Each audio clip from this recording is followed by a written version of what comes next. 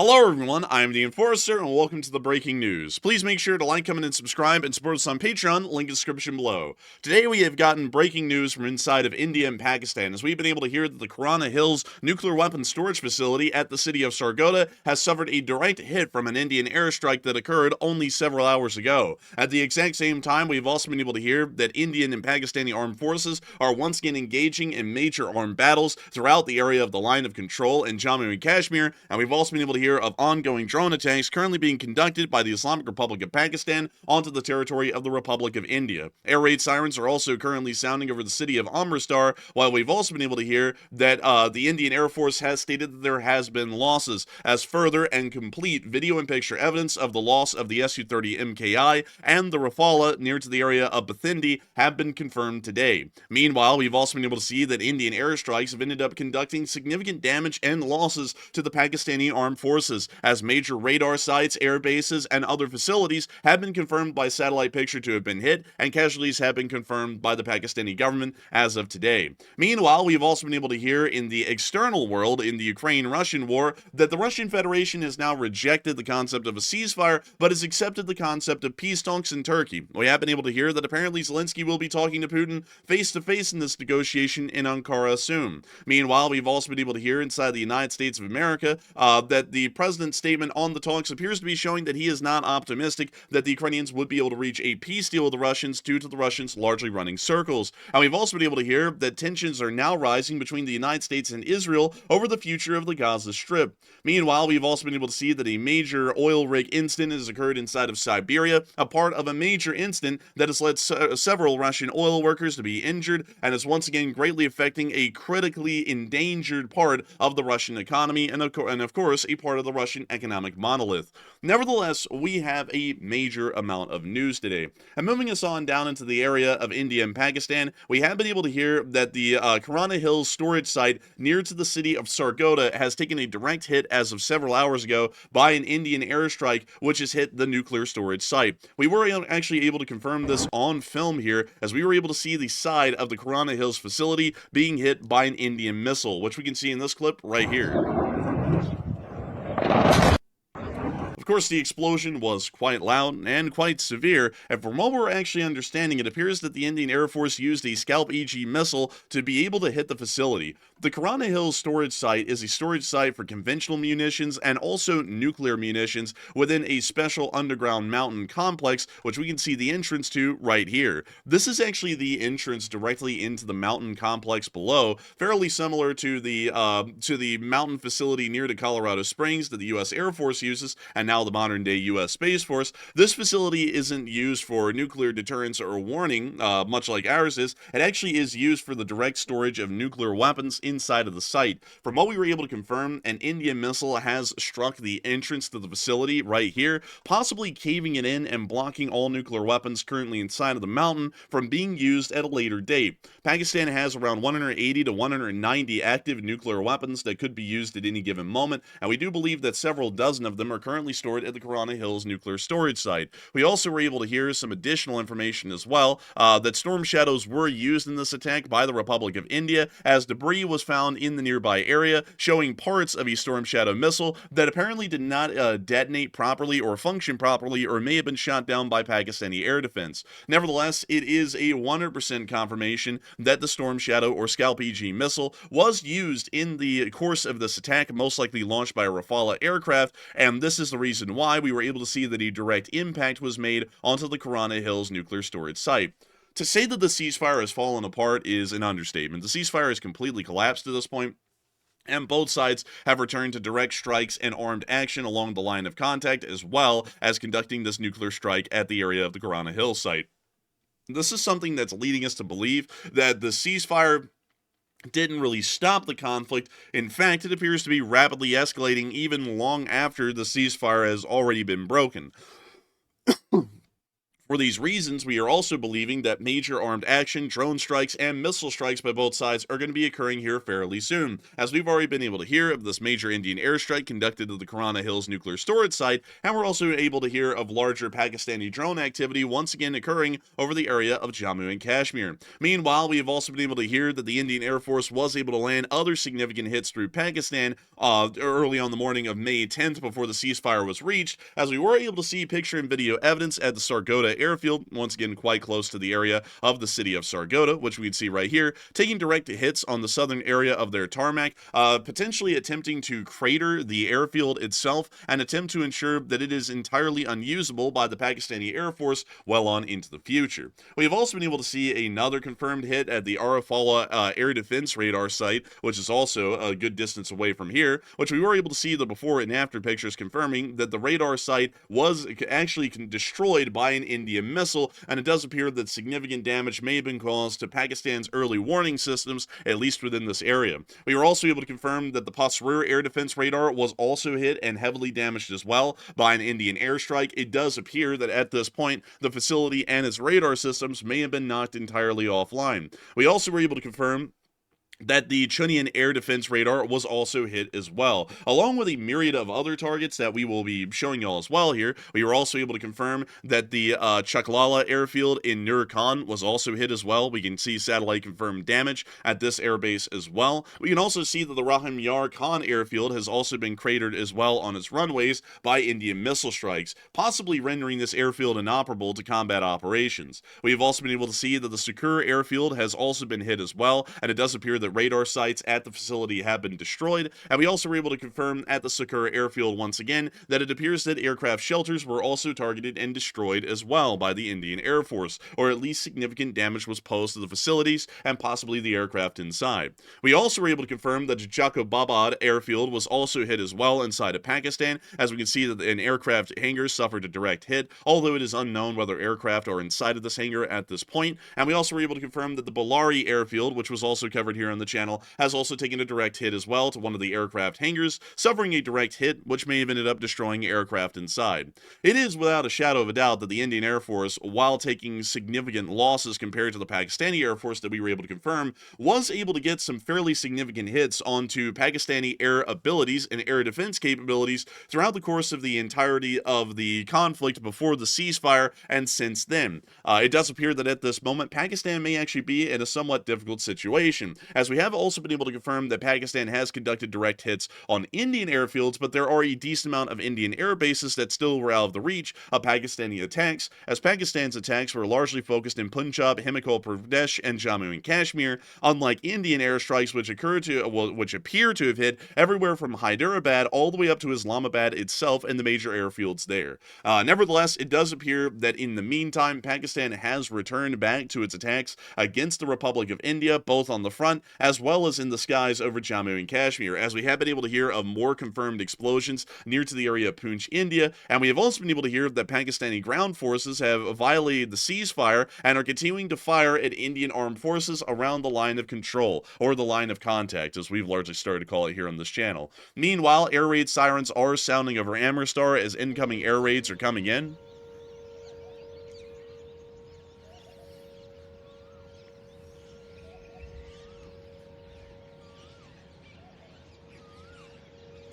And not only are we hearing the sound of air raid sirens over the city of Amritsar, we are also hearing that near the Umpadur, which is a airfield that has already been hit in the past, that drone activity has been observed and spotted in the area by Indian Air Defense Forces. We've also been able to hear another additional piece of news that it does appear that a dam inside of the region of Jammu and Kashmir has been reopened. The Baglahar hydropower dam on the Chenab River has been reopened. This river is a tributary to the Indus River and does provide fresh water to Pakistan. It appears that this was done under the guise of a ceasefire that had attempted or successfully been reached, but we are assuming that the flow of water will once again be cut off here quite soon due to the continuation of hostilities after the collapse of the ceasefire agreement.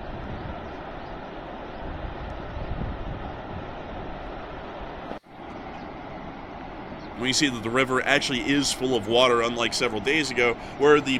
river was quite literally bone dry.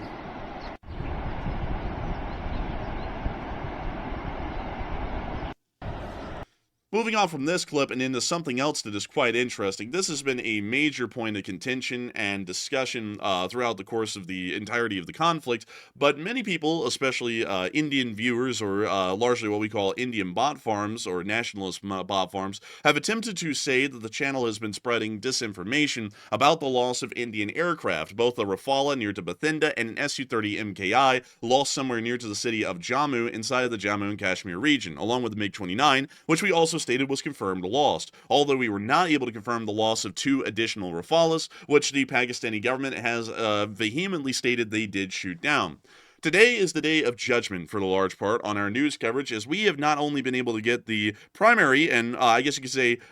primary sources of information about the shooting downs of these aircraft, we now have secondary information and hardcore confirmation that these aircraft have been lost. The Indian Air Force spokesperson did state that the Indian Air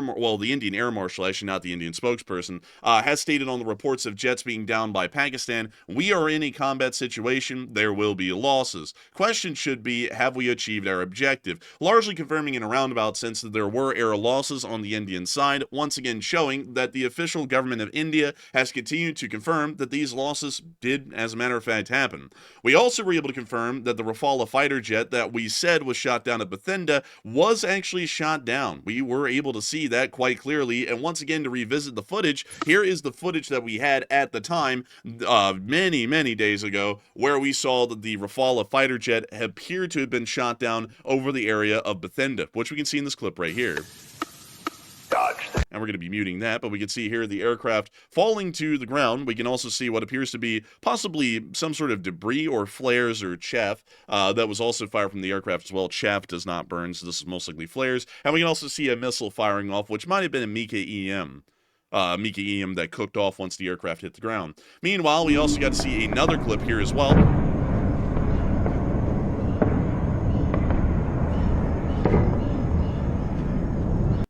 Many want to state that taking that video and picture evidence alone and stating that there was the loss of Rafale over Bathinda was entirely untrue, and that we had no reason to make that kind of an assessment or confirmation here on the channel that a Rafale aircraft had been lost, because India simply could never lose an aircraft in a combat environment. Well, today is the day we were able to see that the Rafale wreckage was recovered from the ground below, and that right there is the remains of a Rafale aircraft that was shot down by the Pakistani air defenses, or largely the Pakistani Air Force. We were also able to see video footage from the ground, once again confirming that this is the debris of a Rafale.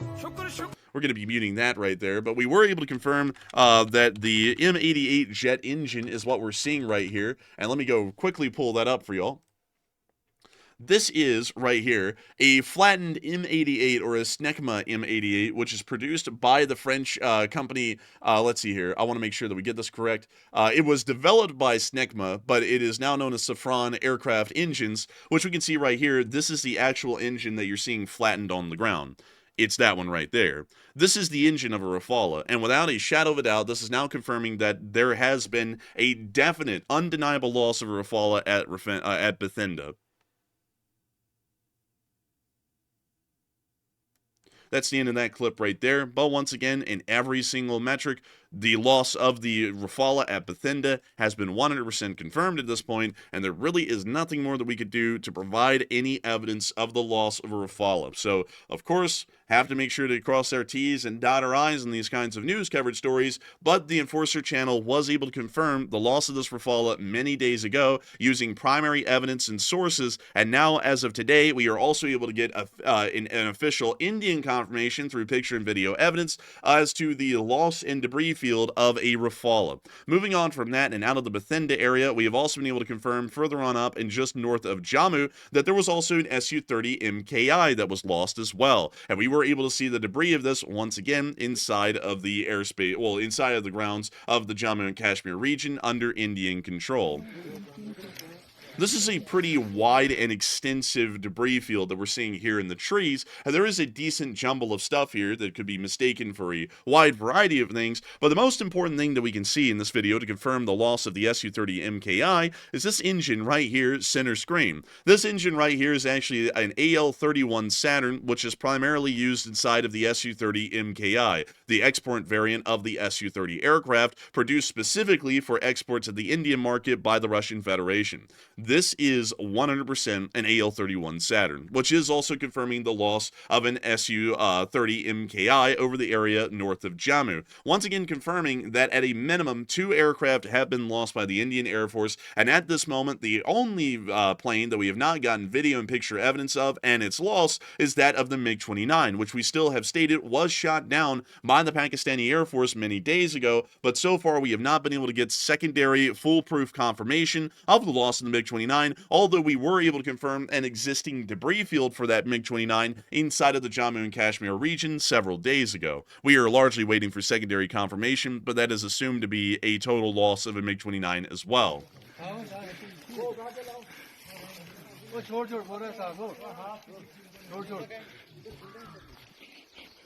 We can see the recovery crews once again walking around the debris.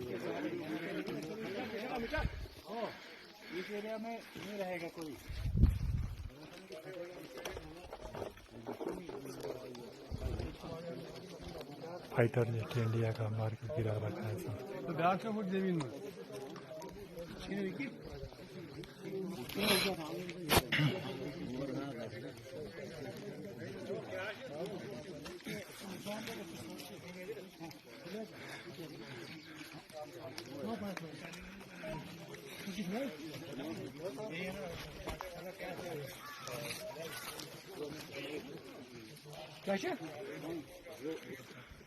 We were also able to see once again some stills from this video, but still confirming the loss of the aircraft. Of course, there have been people hard at work to say that this was a crash from 2019, like this guy right here. But we have absolutely no proof whatsoever of an Su-30 MKI or any video and picture evidence of the loss of an Su-30 MKI from 2019. This video and picture evidence, much like the video and picture evidence of the loss of the Rafale at Bathinda, is from the current day in 2025, from what we have been able to ascertain. And this was just north of Jammu in the Jammu and Kashmir region, which exactly lines up with the loss of the Su-30 MKI that we had heard about several days ago. We have done everything we can here on this channel to show hardcore proof and undeniable evidence that the Su-30 MKI, the Rafale, and the MiG-29 were all lost in the air engagement with Pakistan in the first opening hours of the major conflict that happened before the ceasefire. This is the best confirmation that this channel could ever achieve at this point, is raw video and picture evidence of the losses, and once again, we're able to see them right here.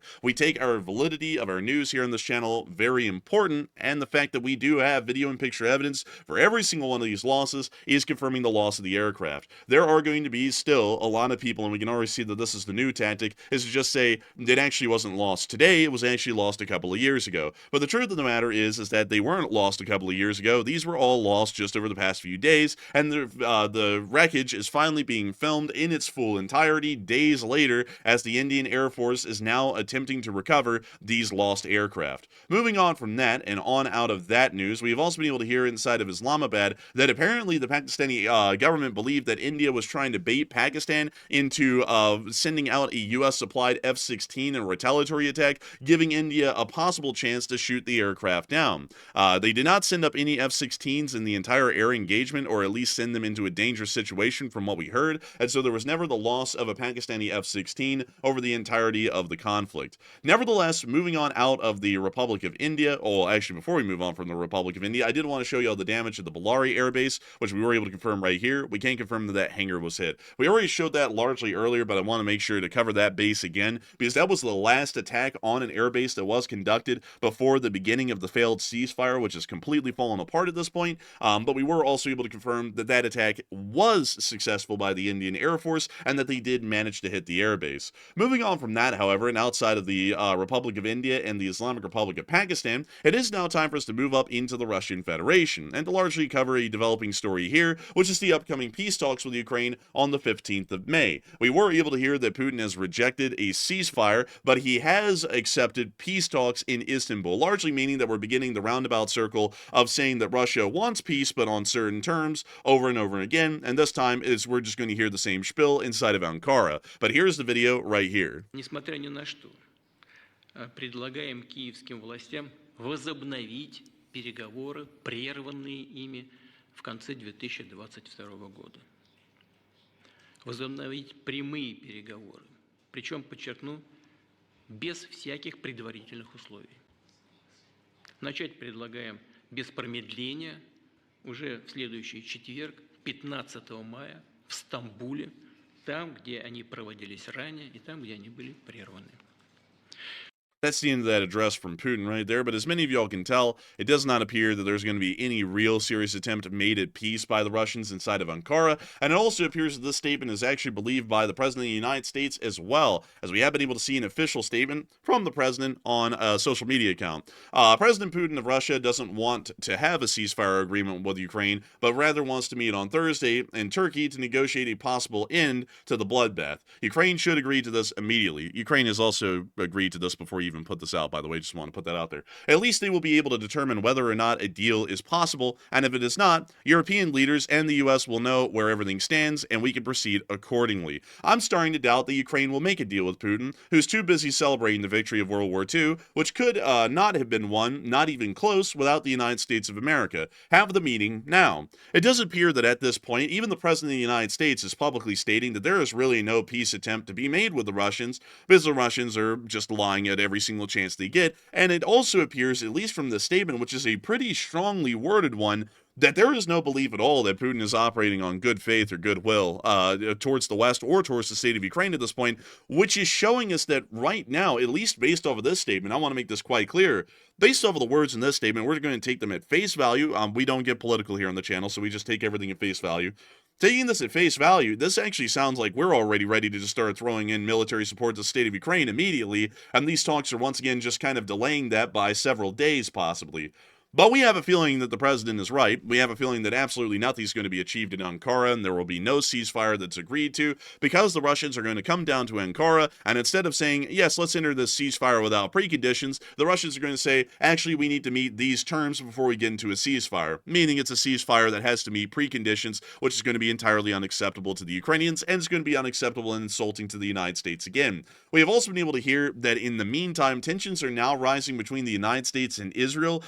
as the situation over Gaza is starting to split the two. Netanyahu, via Minister Dermer, expressed disappointment at the president's remark that no decision has been made on Iran's right to enrich uranium, which that decision is actually supposed to be reached here soon. Meanwhile, the president is frustrated by Netanyahu's decision to resume the war in Gaza, saying in private that the new military operation is a waste and will only make it harder to rebuild the Strip, a key part of the president's post-war vision for the region. It does appear quite obvious at this point that there's now starting to become a clear split between the United States and Israel's views for the future, and we have not actually seen something like this in the past before, at least directly between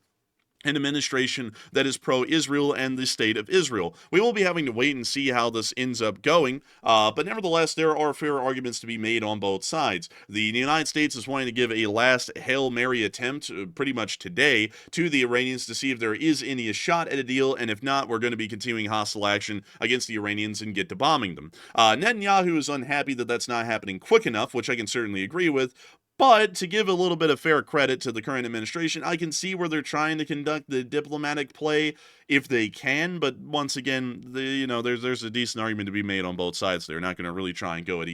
either. But also another interesting thing is that the continuation of the conflict in the Gaza Strip is largely because of the continuation of hostilities by Hamas inside of the Strip, and the quite clear proof that they've never really disappeared, and the Israeli operation only forced them underground for a temporary time. The Israelis want to go in and pretty much occupy occupy the Strip permanently, and over time, through attrition, force them out of the holes and then get them. That's largely what the Israelis are wanting to do. The U.S., on the other hand, wants to start redeveloping the Strip, but at the same time, there is a fair argument to be had by both sides here. The president would like to see that peace returns to the region, which isn't a bad concept, and also to try and attempt a rebuilding of the Gaza Strip, which may see that the radicalism might die down, or it really might help the radicalism to grow. We don't really know which direction that would head in. The Israelis, on the other hand, do not really care about rebuilding the Strip as long as a terrorist force continues to exist inside of the area, and they want to go in and completely destroy this force before any rebuilding attempt is conducted. And if there is a rebuilding conducted, it appears that the Israelis want to occupy the Strip during the time that that's being conducted.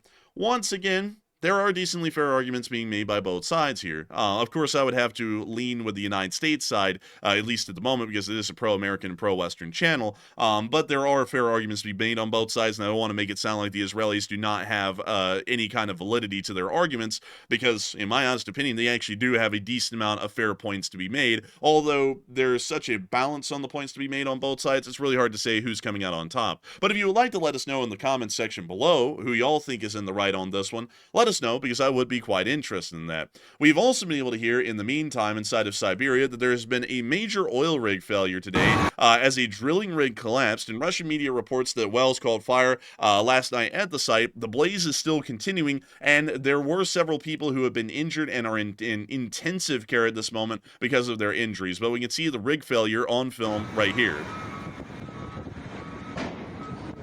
We actually hear that the fire is buckling some of the structure. The structure is soon to give way. Now you see right here that the structure did give way after the fire crippled its structure.